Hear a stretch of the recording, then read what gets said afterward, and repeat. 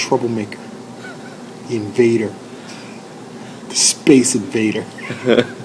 80s video games, classic, dude. Awesome video game. It's a good subject, actually.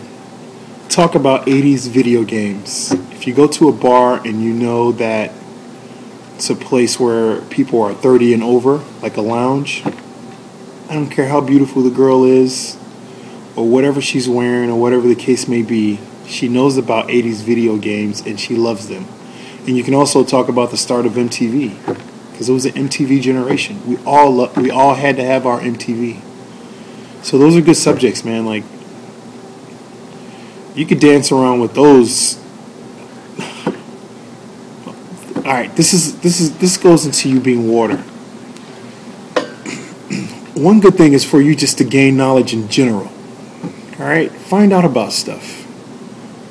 Find out what applies to every era that you could possibly run into a person from that era, like a baby boomer. And, this is not just for meeting girls or anything like that, but just in general, it's good to know information because these are subjects that you could bring up when you run out of stuff to say. Ask the girl. I know I'm not supposed to ask your age, but tell me how old were you when you were playing video games?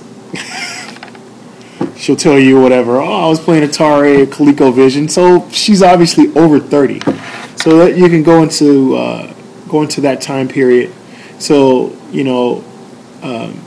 some of my friends always take me like trivia stuff, which I think is pretty corny. But in essence, I started to appreciate it because they know a lot of stuff that I don't. And that's good information that you can use in a conversation with people. Is trivia questions and stuff from their era because they can identify with it. They're attached to that stuff emotionally. Like, I'm from the 80s, so if someone talks to me about Run DMC, I could go on for hours about Run DMC. I can go on for hours about the Beastie Boys. MCA just died, rest in peace. God bless his soul, God bless the dead.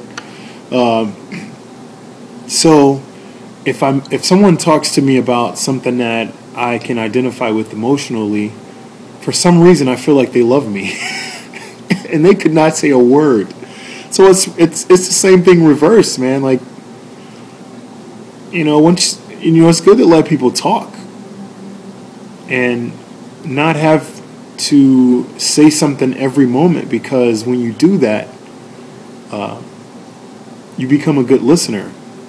And when you become a good listener, you can quote me on this. People are going to say to you after a conversation with you where you probably only said all of 10 words, you know what they're going to say? I enjoy talking to you. It's something about you that just makes me want to talk to you forever. You are amazing.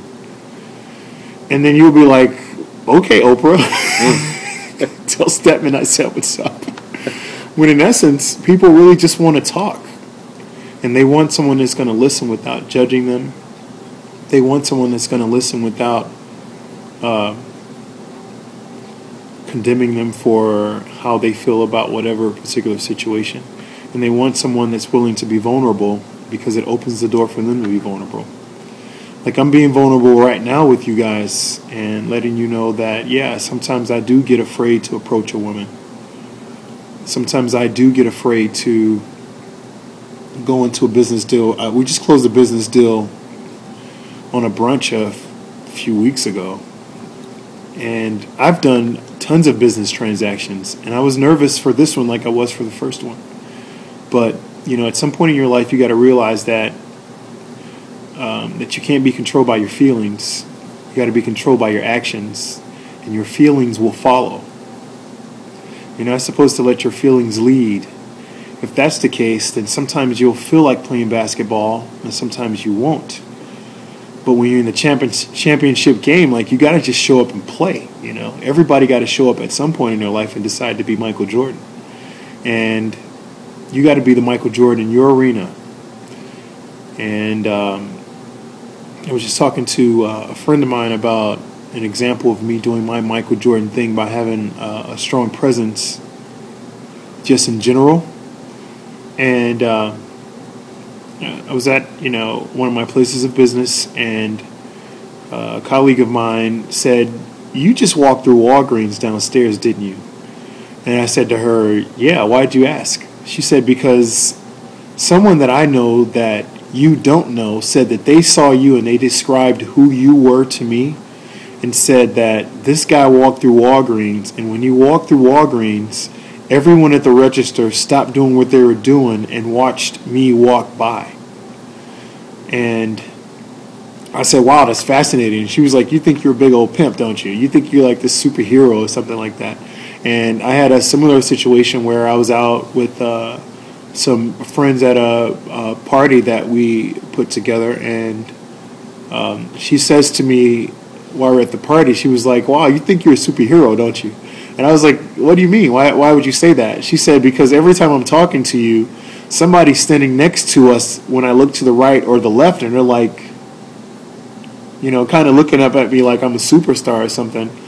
And I didn't explain to her in detail what that is, but it has nothing to do with me being tall or like me being this handsome, amazing black guy that I am.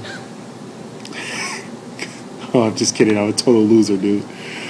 It's just about me owning my environment.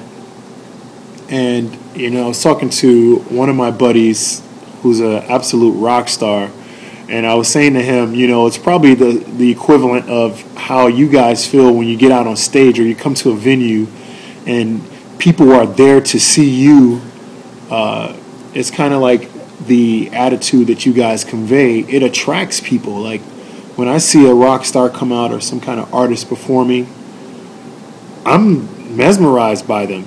And not just because they're performing on stage, but because they bring like a huge presence of awesomeness with them when they walk in. So, you know, I kind of, you know, want you guys to learn that. And, you know, it's something that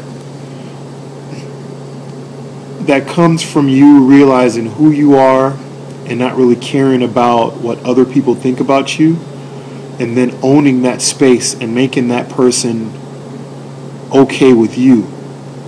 Once you do that, then you start to walk in every room you walk into and you possess that room. And I really don't know how to explain it where you can understand it in much detail outside of you experiencing it yourself. Like you just get to a place where you walk in a place and you really don't care what anybody else thinks about you. And at that point, everybody's thinking about you, and they realize, like, yo, this guy is somebody. And I get it all the time where people are like, you know, of course they say, you know, what are you in the NBA or something? Because I'm a tall black guy. So that's the automatic assumption. That's the only place they can put with someone like myself where they think that I'm some kind of R&B singer or something. And, you know, when someone comes up to me and they say, yo, are you in the NBA? And I always say to them, no, they say, are you in sports? And I say, yeah, I'm a horse jockey.